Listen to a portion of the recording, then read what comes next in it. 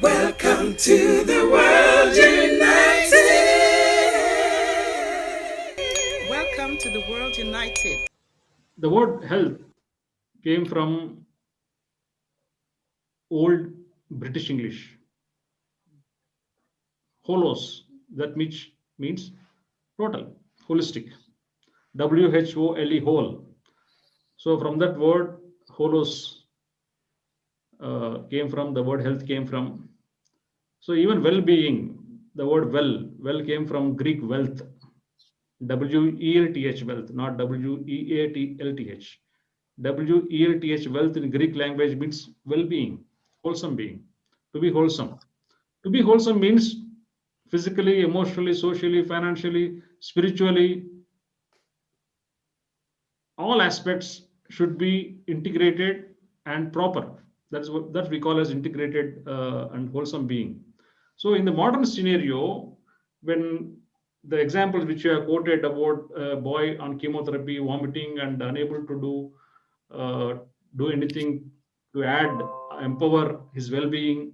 So in this scenario, what is your opinion about how well the so-called modern medicine, modernized medicine rather, can combine with so many other types of adjuvants, so many other types of complementary medicine to really create? Can we actually create an integrated model uh, with so many types of therapists and healers available in the world? Is it possible to how to club these traditional medical systems and so-called modern medical systems? Can we actually do it? Over to you, Dr. Romy, please. Yes, it is very possible, Dr. Yugandhar. In fact, a few months ago, I was invited by a big hospital in the Philippines, 1 hour away flight from my city, Cebu City. It's owned by the Adventist group. They have a plant-based kitchen and a plant-based restaurant in the hospital. They hosted me. I was their speaker. And the doctors attended. In the beginning, I was scared because it's like, I may face a lot of resistance, but I did a lot of jokes. So, uh, and that's the first hospital in the Philippines that they do coffee enemas. They do coffee enemas. There's also a lifestyle medicine department already, which I belong to the lifestyle medicine group in the Philippines. And if you take a look, there is already an American College of Lifestyle Medicine. There is an Indian College of Lifestyle Medicine. So lifestyle medicine is like the breakaway group of the conventional medical community who are beginning to be frustrated and beginning to open their hearts and minds that there is a way to convert our infrastructures into an integrative model. Of course, there will be a lot of resistance, especially from maybe the specialists like the oncologists or the cardiologists. But I mentioned in my presentation that if we always focus on the parts, not on the whole, then it will be a losing proposition. Because the trend of conventional medicine is we are focusing on the parts. For example, an ophthalmologist, a retina specialist, which is a highly specialized ophthalmologist, can know everything about the retina, the anatomy, the physiology, the biochemistry, the pharmacology for the retina.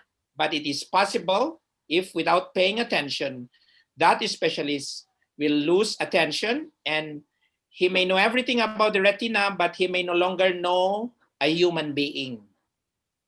So that's the downside. Whereas the whole is always perfect and the part is always imperfect. Yes, it is all right to look at the parts, but let us not forget to look at the whole. Now, hospitals, rather than destroying them or attacking them, we go inside them with an open heart, with inclusive consciousness, with an authentic,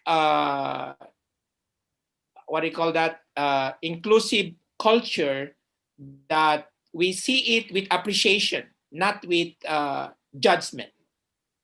Because when we see it with appreciation, the arrogance of the mind of the medical community can soften.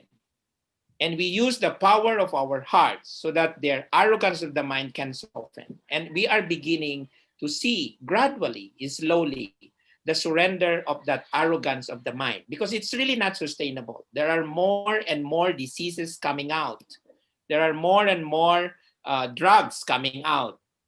But drugs will not solve the problem. So yes, it is possible. Yeah. Thank you, Dr. Romy. Being a medical practitioner, you are much encouraging. You are definitely much more inspiring for those people who enter the path of practicing health from so many natural ways. You are definitely a great inspiration because scientists like you, with a strong medical background, because every doctor is a scientist, because they do a lot of research on the patients and do also a lot of research on what's going on from the journals and the recent trends that are coming on a daily basis. And so many medical journals, international, national journals, and the paper that we present through our medical institutions, they're all very much helpful. But nowadays, there is a growing trend among the medical practitioners as well across the world to include the complementary medicine in very many ways. Now, the word medicine and the word meditation has got same root word that is called as Latin medicinia. Medicinia in Latin means that which heals. So meditation is that which heals, and meditation also that which heals. So both has same root word. So even the word doctor is a Latin word, not English word. Doctor means doctor is Docere. not he. Yeah, doctor is not he who heals. Doctor is he one who educates. Yes. So yeah, he who educates is called as a doctor. So education means knowing oneself. The word education came from educare, which means knowing oneself. That means we should call Dr. Jesus because he healed so many people. Maybe he doesn't have a proper medical degree from a medical college, but we should call him as Dr. Jesus or Dr. Prophet Muhammad. No, Dr. Milarappa, Dr. Buddha, because they healed so many people, right? So, but these are the people who do not have a DR words, initials in front of them. They're wonderful healers and doctors. So, over to you, Dr. Lee. And in the present scenario, how do you think so many types of therapies you're presenting, the sound healing and all? There are so many therapies, different types of very, very, very diverse therapies. How do you think this world is going to have a real paradigm shift on how we can do together? Not in theory, but in practical speaking, how we can do together. Very practically, I feel that it's very real because I've actually lived it for 30 years and working with doctors like Dr. Romy, and then now yourself, Dr. Yugandhar, and many other medical doctors. And I see the beauty of the different modalities coming together, and also with sound healing, which we'll speak a little bit later. But also, this is the matrix that we are all working towards, everybody here on this panel, this convergence of souls here. And then I also see other people, I know what else they do, and it's real. And so we just have to keep connecting and speaking and creating the papers and then showing the results as well. And people know now, you know, in their hearts, in their heart's resonance, they know as we go into the unified intelligence and this integration that is of the golden age, that we are the ones who are creating this new matrix of healthcare, of healing, of wholeness, of a holistic medicine, and medicine not just in the word of just healing the parts, but the holos of all the experiences, the past, present, and future of who we are, and the whole magnificence of ourselves as human beings, that it is possible to just heal even with just a breath or with a thought and intention, the E, in our own inner alchemy. I appreciate ourselves, you know, the consciousness in ourselves, that we can do it first. And this is what a lot of people in the cocooning are experiencing, that by the choices they make, whether we think positively or not, we are starting to shift our endocrine glands, our hormones, our intracellular and extracellular realities in our cells, and the consciousness in the cells, and how we can evolve through this time. So this is my feeling, my personal feeling of a very amazing time for all of us to come together in unity consciousness in terms of healthcare. So I thank you. Thank you, Dr. Stay tuned for some time. So herewith, I have another question and idea. Probably I should take insights from both of you, Mana Shams and Dr. Romy. You know, health is not just about therapeutic aspect. It has a lot of preventive aspects. You know, for example, if you observe the budget of the world, health budget of each country of the world, majority of the budget majority means more than 90% of the budget goes towards the therapeutic aspects. Therapeutic aspect means what to do when the disease strikes, what to do after the disease has entered into the person or into the community. So 90% of the budget is going there. Less than 10% of the budget is going towards preventive aspects or social aspects of health. So one of the elder doctors, doctor friend of mine, was telling how we can visualize. What if we visualize if we reverse this budgeting? So 90% of the budget going towards preventive aspects and less than 10% going towards therapeutic aspects. So I would like to take you insights from you, Manashams and Dr. Romy, who can step forward and please share your views how we can actually create something called as preventive clinics. Can we actually do something in these terms? How to stay healthy in older Chinese medical practice? There used to be a row of lanterns. Each lantern depicts the death of one person. So he who has less number of lanterns is a great healer. So if a person has got a lot of lanterns in front of his house, that means he's a very bad practitioner and many deaths happen with him. So prevention, people pay to stay healthy, not what to do after disease strikes. To stay healthy, people pay a little bit to the doctor to keep them healthy, physically healthy, emotionally healthy, and spiritually as well. So what is your take on it? I think Manashams and Dr. Rami, one of you can step forward, please. I think Dr. Romy has more to say about this, but very briefly, I would say that first, education, educating even our medical doctors in the subject. And I think every clinic should have contemporary healer in there, so to combine. And also people have to start. Usually the light workers and healers are the last option, but I think people have to step in and support this healers in their journey, and to create this give and receive, and that would be a prevention for that. So if a person hears about a healer, to make sure to check in and give them a try. And if they see good result, they need to word of mouth and share. I think it will start in our home, rather than, because I think we are so far in to that budgeting, and it would take so long to take that out or change it. But if we start from our home and educating and sending our loved one to the healers, I think it would be a good option. Thank you, Manashams. Yes, Dr. Romy, how do you think these preventive clinics and reversal of budgets can actually help? What is your take and what are the insights on it, please? Yes, if I will share just 2 slides, please, because it's easier to grasp, to explain. Do you see my screen now? Yes, please. Okay. So this is the situation, because see, I'm an insider. I was an insider. And in the beginning of my work as a holistic medical doctor, when I got frustrated with the medical system, I was using the word radical, attacking the system that trained me. But along the way, I realized that attacking divides the world into 2. It should be embracing what is already there. That's why I'm glad to be invited once again by hospitals, because now I have a different perception that it's no longer judgmental. It is looking at it as it is. See, the challenge was we were all swallowed by the system, which is the pharmaceutical system,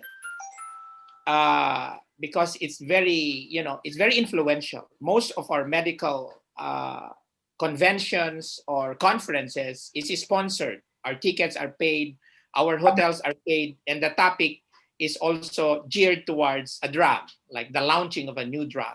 I've never attended a medical conference that they serve plant-based food or the topic is about health. It's all about a new vaccine, a new medicine, a new drug. So this is the vision as in response to your question, Dr. Yugandhar.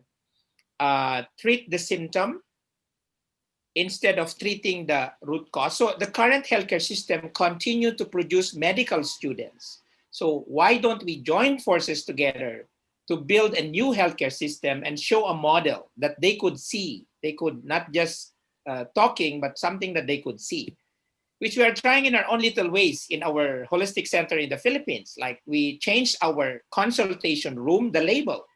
When people enter the room, they don't see a consultation room and they don't see the name of the doctor. What they see is this. They see conversation space or conversation room, and we label it, the doctor is in, all of us. It may be a subtle transition, but it changes people's mindsets because when they knock at the door, they read it, the doctor is in, all of us. There's no name of the doctor there. And when they come inside my room, it's not like a typical, clinic with a table and a chair. No, it's a sofa. It's like a sala, with a nice music and a nice smell and something like that. And we don't ask them what is wrong. We ask them what is right.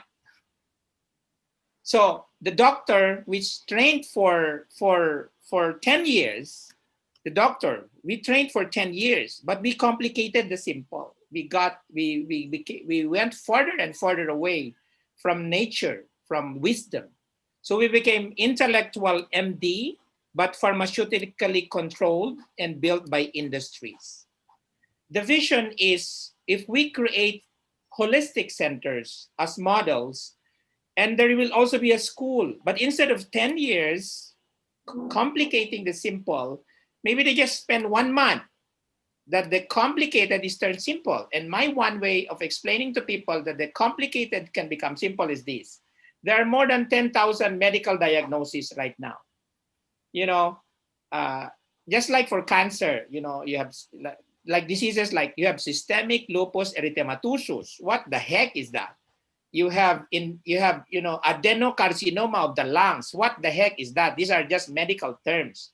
And in fact, my realization, labeling patients with diseases contracts them.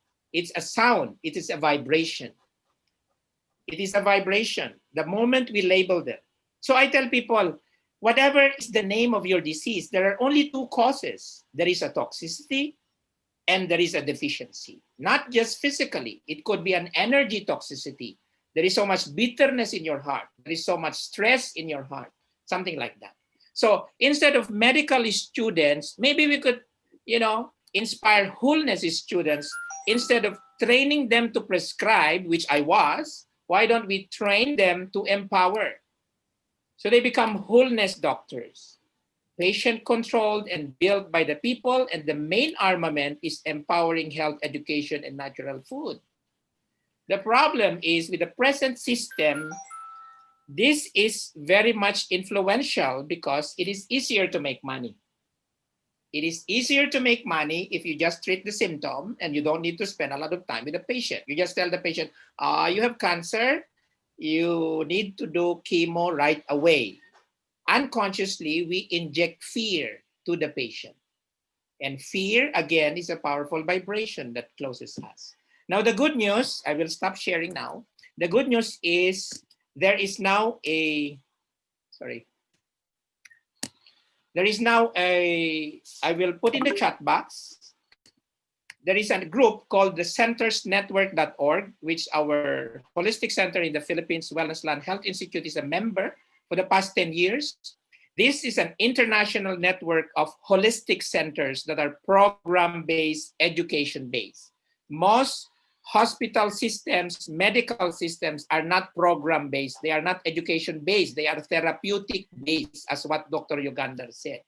So these centers, which is now an international network, they are trying in their own little ways, and we are a member of that network, to show to the world that the future hospital looks different, it smells different, and we can have medical doctors also in those holistic centers. And we can even infuse to the hospital systems, to the existing hospital infrastructures, the software of these holistic centers. So we don't have to destroy or attack the hardwares, the infrastructures. They are already there, serving a lot of people. But imagine if we have an army of wholeness doctors who are empowered, wholeness practitioners, not necessarily medical doctors. In fact, honestly, I have met more natural medicine practitioners that know more about health than a medical doctor. So I'm happy to be in a room of non-medical practitioners or whatever who have a very, open heart, because an open heart can also heal. And lastly, in a consultation, we have to change that word also, because in a consultation, the doctor is here, the patient is here, they are in an asymmetrical relationship. The doctor is a drug pusher infusing fear. The patient is a drug user absorbing the fear. They are not in symmetry. When we say conversation, which I changed my room into conversation room, we bring back the symmetry of healing, that the patient and the doctor are the same. And I always tell a patient, I am not here to cure you. I am not here to treat you. I am here to wake you up and to change your perspective or perception. Now, in the beginning, it's very difficult because one time there was an arrogant patient who is a very rich and an executive, and he asked me as soon as he entered my room, Doc, I have cancer stage 4. My first question to you is, have you cured a lot of patients like me? And my answer to him is, no, sir. I have never cured a single patient for the past 20 years since I became a doctor. And then he left. He left with arrogance. But I was smiling. Okay, bye. Because he doesn't like what I said. He's looking for someone who could tell him, I can cure you. Because he was even saying, I have all the money. And I said, I'm sorry, sir. I live a simple life anyway, so I don't need a lot of money. Yeah. Thank you, Dr. Romy. It is really adventurous. Really, it is a great adventure. Being a practitioner of modern medicine, to talk like this, to support this, and to change the mindsets of the people from the existing old patterns to a really much more integrated model. These days patients have been treating the doctors as health sellers. No more health provider, health seller. So, and patients are treating themselves as health buyers. They want to purchase health from the doctors who sells them. So unfortunately, it has entered into something called as an industry, medical industry, which was not there earlier, 50 years back even. It was not there. The medical medicine practice didn't enter into an industry model. Now, it like any other businesses, health has also become a business. So the noble profession is losing charm unless the doctors like you and so many healers, therapists across the world join hands. So with this, the World United have actually inviting so many people like you, the who are modern medicine practitioners, who are therapists in different types of therapies, so many types of healers, the traditional, so many types of modern healing therapies are coming into the world on a daily basis or a weekly basis. We are inviting all these people to join the councils of spirituality and health division. We have got something called the World United Doctors and Healers Association. We have conducted several programs all over. All the medical conferences are called as CMEs, Continued Medical Education Programs. So we added S to it, Continued Medico Spiritual Education Programs, CMSC. We did so many CMSC programs from the World United. So here is a small invitation to all of you, Manashams. Dr. Lee is already in. So Manashams and Dr. Romy, I also invite you personally on this platform to join this council. I'm going to share this link